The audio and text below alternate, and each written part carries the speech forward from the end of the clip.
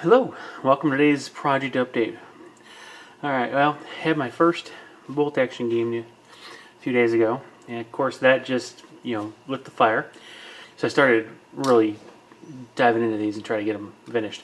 Now, I knew when I did that it's still going to take me weeks to finish, but I still wanted to start just move on them. Now, it was actually interesting because in my last update I said it would take quite a while before, be slow going before the next update really. But I was actually surprised it wasn't quite as long as I thought. Essentially I had done all the basic, the basic work, just got them kind of tabletop ready, and it was really left to the detail work, weathering, and some of the final highlights. So that's, I thought it was going to take a long time. Now, they're still not done because I ran into a couple problems. I'll show you that in a second, but they are about as close to being done as I can get them without doing the decals and actually some special modeling work that I'll be talking about in a second.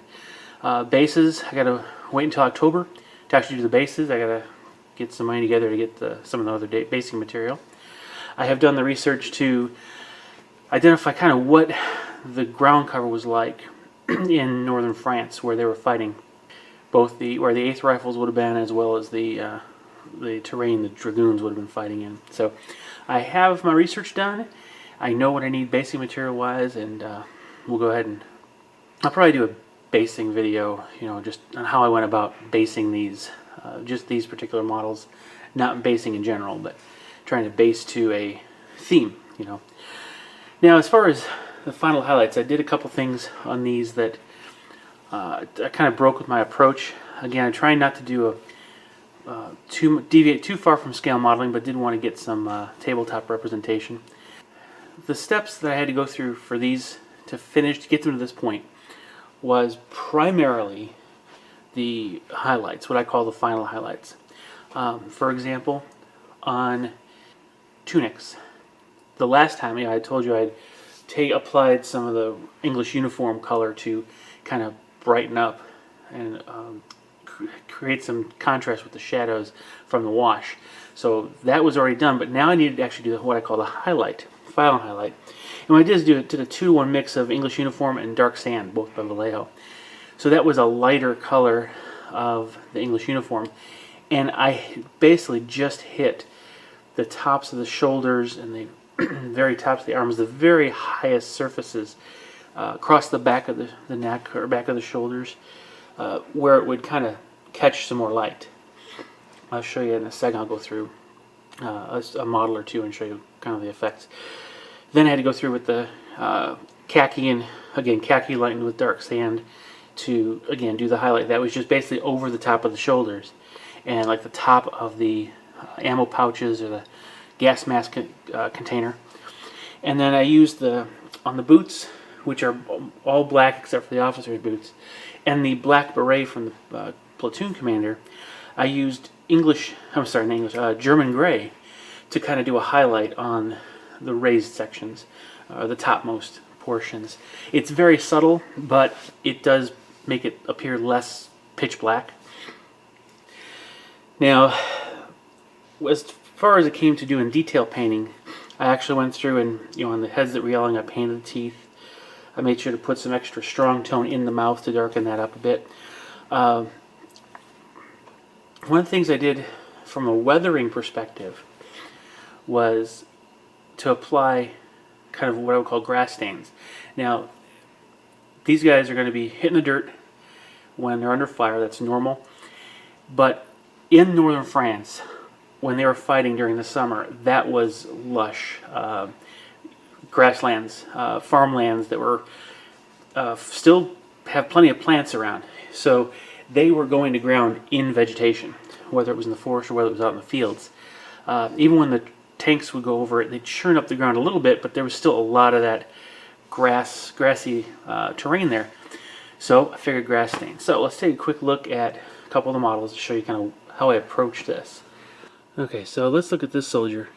I'll go through all the details. Like for example, here we had to do the metal. That's again German gray on all the metal fittings on the rifle. I went ahead and overbrushed the bayonet in the front of the rifle with the VMC Germany gray as well. It was gunmetal, and you can see the little highlights of the gunmetal still showing through. So that's kind of how I achieved that effect. Here on the elbow, where he would have hit the ground and basically propped himself up on his elbows to shoot, you can see a little bit of green. So this little bit of reflective green was dry brushed on, as well as below the knees, where he would have been, crawling or kneeling or getting down, falling to his knees to get to the ground. That's the grass stains. Very subtle, but it's there, and you can tell. Now, on the back, there's the teacup. It's an enameled cup, and I basically used a gray primer from the airbrush line, VMC's Air Model, or was it Model Air line, and with a VMC German gray inside, and used gunmetal to put the chips in the enamel. And you can see the highlighting on the pack. Just the top surfaces were hit.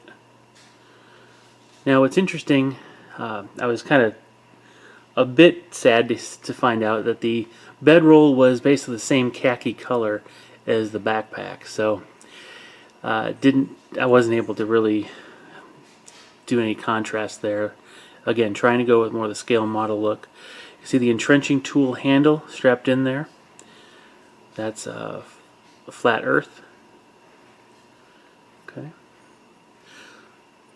Now I did not like the way the faces came out at all after all my work, so after taking a look at how they were, I went through and just basically did almost an overbrushing. So there's still definition in the recesses from when I did the dark tone or strong tone, but it came out a little better. Faces had never been my strong suit. Now unfortunately for me, my eyes are, I guess I need more, I need better glasses or something. After these were painted is when I noticed the flash or the mold lines that were on the edge of the hands and on the bottom edge of the backpack near his back. So next time I do these models, I'm gonna be very careful. I've noted where I've missed mold lines, and I'll get them next time through. All right, so let's take a look at this soldier here. Show you a couple things.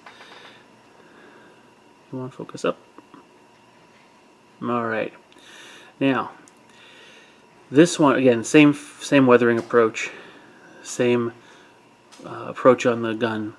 Nothing really different here except on the helmet. Now the helmet is a base reflective green. That's the color. And don't know if you, let me see if you can see the difference. Let me grab another model here. Both of these guys' helmets are the same color. Now obviously the one on the left has the camouflage netting on it. What I did on these particular helmets, the ones with the netting, is after everything was kind of dried, I went through with Russian uniform green, and I very lightly dry brushed it to just start catching the highlights of the netting, so that you can actually see the light color of the netting with the darker helmet color underneath it. Now the netting wasn't actually a green color like the Russian color was. It was a little bit browner, but this is kind of playing with the optical illusion. The eyes are going to be deceived slightly when they see that dark color in the background and that light tan in front. They're going to give it a green tinge as your brain interprets the color. So that's why I use the Russian green, uniform green, and I got a pretty realistic effect that way. So again, these are not designed to be, masterpiece models as far as a paint job. They are designed to be a representation of what you would see if you were looking at these guys from, a couple hundred feet away. So as we can zoom in and get pretty close to them, and it's still, you can see some nice details. Whoop, until it blurs.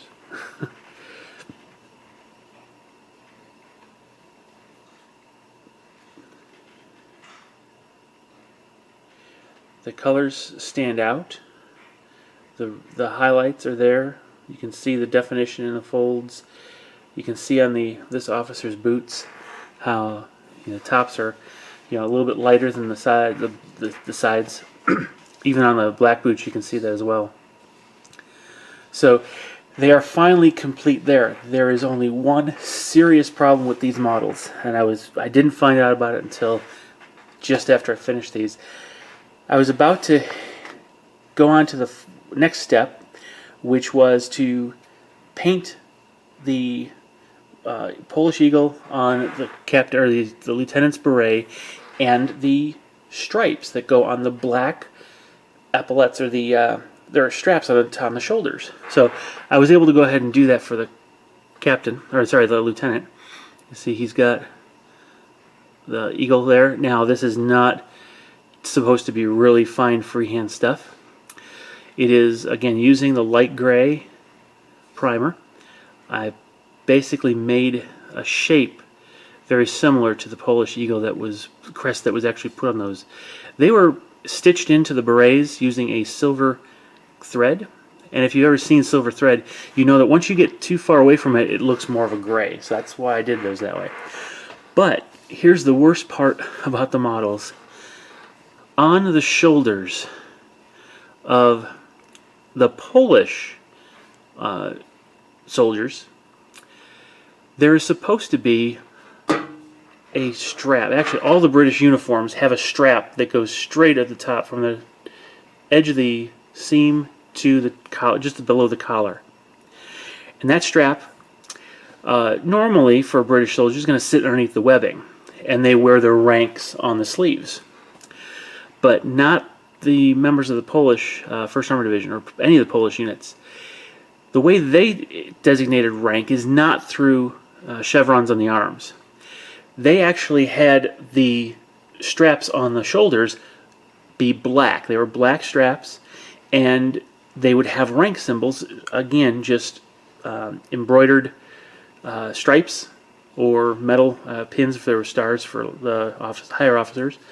But the Lance Corporal and the Corporal and the Sergeant would all have just a single silver line through that stripe going from front to back. Well, there's no stripe, so I can't designate NCOs. So I'm stuck. So basically, I can't really finish these right as quickly as I hoped, but that's okay. My basic material is not really going to be available till October. So what I'm planning on doing is using green stuff. Yeah, probably green stuff. Maybe milliput. But anyway, I will make my own little shoulder straps that are going to go over, because on the Polish uniforms they actually unbutton them and button them over the webbing, since that's how you told rank. So unlike a typical British soldier, the Polish had a slightly different look on the shoulder. So I'll be able to go through and I'll have to create that little strap. They'll be painted black, and they'll go in and do the appropriate stripes. So that way I can designate an NCO in each of the squads, both the Corporal and the Lance Corporal. That way it'll be easy to tell. The in-bolt action squad can only have one NCO, and that would be the Corporal in this unit's case. And of course the officer will be his. But when you have a situation like, if I were to have him as the he's lieutenant. He has two guys with him as assistants, because you can have up to two additional guys with them. They would both be, or one of them would be a sergeant. The other one would be just a private, whether they had a submachine gun or not.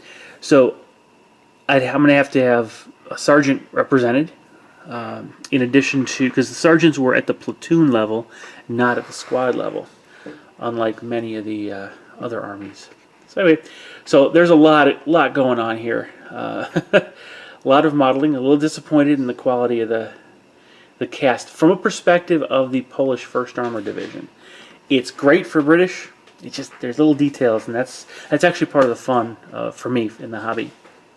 So that's the update. Now, the one thing I will have to do besides those stripes is on the shoulders there will be a red crescent of some sort, arch, to designate them as the infantry branch. Now I'm doing some research because I'm not certain if the dragoons had those on their arms, because they were technically part of the armored brigade, whereas the infantry, the 8th Rifles, will definitely have that red. So still doing some research there, but decal is the last piece, so I got some time. So that's where we're at. We're going to have probably a good gap between this 8th update and the 9th, because it will take me quite a while to get those basically 60 of those shoulder straps on, and that's really tiny work. So, all right. So thanks for sticking with me, especially sticking with through this project. I hope you're getting some ideas. Maybe you can take to some of your other modeling projects, whether it's historical or fantasy. Who knows? All right. So anyway, share, like, and subscribe if you haven't already, and I'll see you in the next video. Bye-bye.